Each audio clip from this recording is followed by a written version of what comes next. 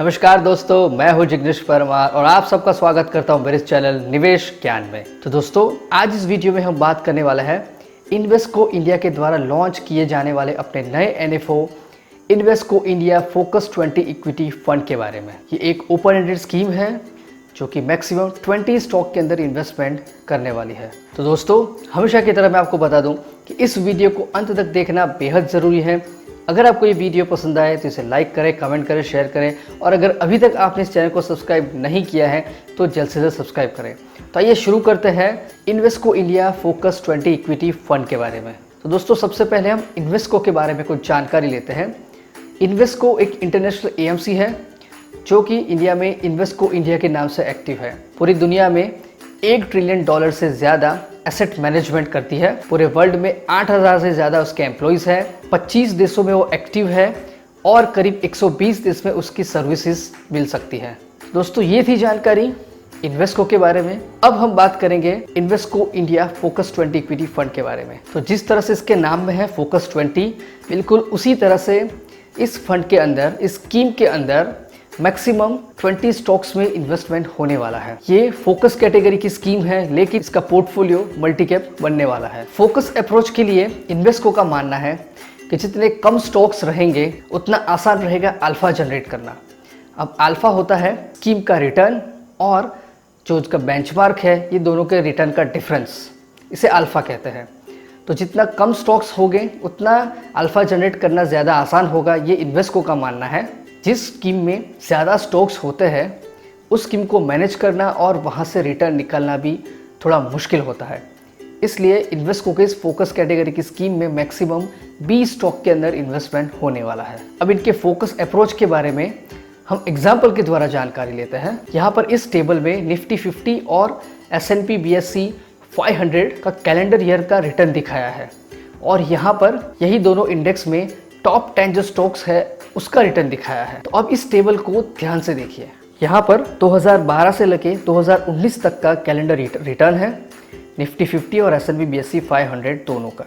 उसके नीचे वाले बार ग्राफ में उसी इंडेक्स के टॉप 10 स्टॉक का कंट्रीब्यूशन इसमें दिखाया है। सबसे पहले हम कैलेंडर ईयर 2012 की बात करें तो निफ्टी 50 ने 2012 में करीब 29.59% रिटर्न दिया था, जबकि S&P BSE 500 ने 33.40% रिटर्न दिया था। और उसी वक्त निफ्टी 50 में जो टॉप 10 स्टॉक्स थे उसका रिटर्न था 73% और BSE 500 का था 44%। उसी तरह से 2013 में निफ्टी 50 का था 7.53, S&P 500 का था 5.11 और टॉप 10 स्टॉक्स का रिटर्न था 147% और 159%। बिल्कुल उसी तरह से 2016 में 4.23%, 5.23% और टॉप 10 स्टॉक्स का रिटर्न था 112% और 67%। उसी तरह से कैलेंडर ईयर 2019 की बात करें तो निफ्टी 50 ने डिलीवर किया था 12.45% और S&P BSE 500 ने डिलीवर किया था 8.83%, जबकि इन दोनों के टॉप 10 स्टॉक्स के कंट्रीब्यूशन रिटर्न थे 108% और 113%। दोस्तों, इसीलिए इन्वेस्को का मानना है कि जितने कम स्टॉक्स होंगे उतना ज़्यादा उसको मैनेज करना और रिटर्न निकालना आसान रहेगा। अब हम यहाँ पर एक और एग्जांपल लेते हैं। अब हम यहाँ पर auto, IT and banking sector के top performer and bottom performer की बात करेंगे। और यहाँ पर जो डेटा का रेंज है वो 30 जुलाई 2010 से लेके 31 जुलाई 2020 तक का लिया है, यानी कि पूरे 10 साल के डेटा का हम एनालिसिस करने वाला है IT, बैंकिंग और ऑटो सेक्टर का। तो यहाँ पर अब इस टेबल पे ध्यान दीजिए। इस टेबल पे आपको पहले सेक्टर है, उसके बाद में उसी सेक्टर का टॉप परफॉर्मर है, उसके बाद में बॉटम परफॉर्मर का रिटर्न है, सेक्टर का परफॉर्मेंस है और number of stocks in index को बताया है। तो ऑटो सेक्टर में टॉप परफॉर्मर था 36%, यानी कि 30 जुलाई 2010 से लेके 31 जुलाई 2020 के बीच में ऑटो सेक्टर में जो भी टॉप परफॉर्मर कंपनी थी उसने 36% का रिटर्न दिया था और जो बॉटम परफॉर्मर था उसने -5% का रिटर्न दिया था, जबकि सेक्टर का ओवरऑल परफॉर्मेंस रिटर्न था 7% और इस इंडेक्स के अंदर स्टॉक्स है 15। दूसरा है इंफॉर्मेशन टेक्नोलॉजी। यहाँ पर टॉप परफॉर्मर है 27%, बॉटम परफॉर्मर है 28% माइनस और सेक्टर का ओवरऑल परफॉर्मेंस है 13% और इसके अंदर इस इंडेक्स में स्टॉक्स है करीब 50। बैंकिंग में top performer 22, bottom performer -3, sector performance 8% और नंबर ऑफ स्टॉक्स है 10। दोस्तों यहाँ पर हमें एक बात जानने को मिलती है कि इंडेक्स में जितने ज़्यादा स्टॉक्स होंगे उतना बॉटम परफॉर्मेंस के चांसेस बढ़ जाएंगे। तो इसे कम करने के लिए नंबर ऑफ स्टॉक्स हमें कम करने पड़ेंगे, ऐसा इन्वेस्को का मानना है। और इसीलिए इस स्कीम के अंदर, इस NFO के अंदर उन्होंने 20 स्टॉक्स के अंदर इन्वेस्ट करने का फैसला लिया है। अब इस स्कीम के कुछ की फैक्ट्स के बारे में जानकारी लेते हैं। तो यहाँ पर इस टेबल पर ध्यान दीजिए। इस स्कीम का ऑब्जेक्टिव है कि मैक्सिमम 20 स्टॉक्स के अंदर इन्वेस्ट करके कैपिटल एप्रिसिएशन जनरेट करना, यानी कि अच्छा सा रिटर्न जनरेट करना।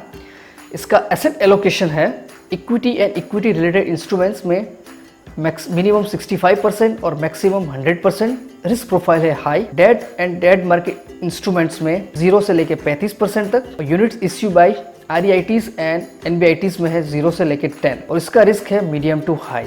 मिनिमम इन्वेस्टमेंट है लमसम में 1000 रुपये और 1 रुपये के मल्टीपल्स नेक्स्ट। और SIP के लिए फ्रीक्वेंसी है अगर 12 महीने हैं तो 500 रुपये मिनिमम अमाउंट, 6 महीने हैं तो 1000 रुपये मिनिमम अमाउंट और क्वार्टर्स में है तो 1500 रुपये मिनिमम अमाउंट। इसका लोड स्ट्रक्चर में एंट्री लोड नील है। एग्जिट लोड में 10% यूनिट तक आप रिडीम कर सकते हैं 1 साल के अंदर भी, और उसके बाद पर जो भी आप रिडीम करेंगे 1 साल के पहले तो उसमें 1% लगेगा। और 1 साल के बाद कोई भी एग्जिट लोड नहीं है। फंड मैनेजर है ताहिर बादशाह और इसका बेंचमार्क है S&P BSE 500। तो दोस्तों अब बात करते हैं की फीचर्स के बारे में। उसमें सबसे पहला है मैक्सिमम 20 स्टॉक्स में इन्वेस्टमेंट होगा, वो भी हाई कन्विक्शन के साथ। इसका जो पोर्टफोलियो बनेगा वो मल्टी कैप कैटेगरी का होगा, जिसमें लार्ज कैप का पोर्शन होगा करीब 50 to 70%, मिड कैप का पोर्शन होगा करीब 30 to 50% और स्मॉल कैप का पोर्शन होगा करीब 0 से लेके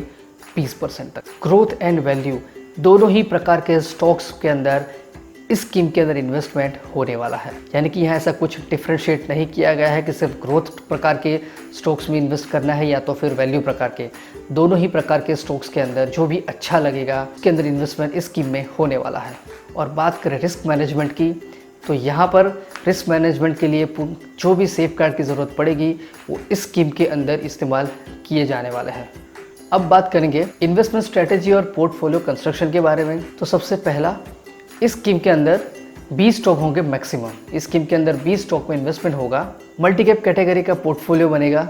इसका एम होगा ज़्यादा से ज़्यादा अल्फा जनरेट करना। Stock selection investment philosophy and strategy के हिसाब से किया जाएगा। और इस फंड में टोटली अमाउंट इन्वेस्ट करने का अप्रोच अडॉप्ट किया गया है। कम से कम 95% जो अमाउंट है उसको इन्वेस्टमेंट करने का अप्रोच अडॉप्ट किया गया है। तो दोस्तों ये थी investment strategy and portfolio construction के बारे में। तो दोस्तों ये थी जानकारी Invesco India focus 20 equity fund NFO के बारे में, जो कि ओपन होने वाला है सितंबर 9, 2020 को और क्लोज होने वाला है सितंबर 23, 2020 को।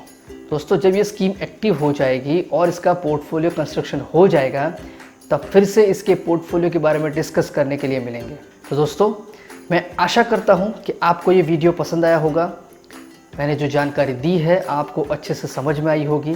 अगर ऐसा है तो इसे लाइक करें, कमेंट करें, शेयर करें और अगर अभी तक आपने चैनल को सब्सक्राइब नहीं किया है तो जल्द से जल्द सब्सक्राइब करें। तो दोस्तों मैं जिग्नेश परमार अब आपसे विदा लेता हूँ। मिलते हैं अगले वीडियो में एक और महत्वपूर्ण जानकारी के साथ। जय हिंद, जय भारत।